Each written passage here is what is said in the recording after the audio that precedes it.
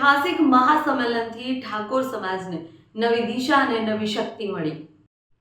ગાંધીનગર ખાતે યોજાયેલા સમસ્ત ઠાકોર સમાજના ઐતિહાસિક મહાસંમેલને સમાજના ભવિષ્યને નવી દિશા આપવાનો દ્રઢ સંકલ્પ વ્યક્ત કર્યો હતો।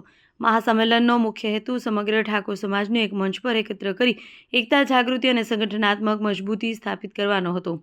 કાર્યક્રમ માત્ર સભા પૂરતો સીમિત ન રહી, પરંતુ સમાજના ઉજ્જવળ અને સશક્ત ભવિષ્ય માટેનો સંદેશ બની ઊભો રહ્યો હતો।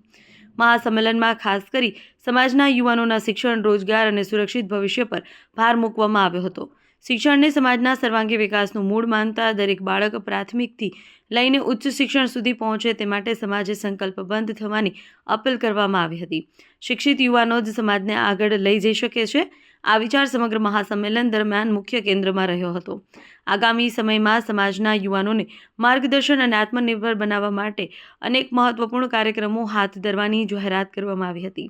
સ્પર્ધાત્મક પરીક્ષાઓ માટે માર્ગદર્શન કેન્દ્રો, સ્વરોજગાર અને વ્યવસાય માટે લોન માર્ગદર્શન તેમજ નશામુક્તિ અભિયાન જેવા કાર્યો અમલમાં મૂકવાની દિશામાં આયોજન શરૂ કરવાની તૈયારી દર્શાવવામાં આવી હતી।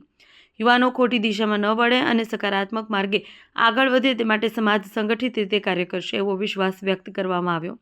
સમાજને લાંબા ગાળે એકજૂટ રાખવા માટે તાલુકો, જિલ્લા અને રાજ્ય સ્તરે મજબૂત સંગઠનાત્મક માળખું ઊભું કરવાની પણ ઘોષણા કરવામાં આવી।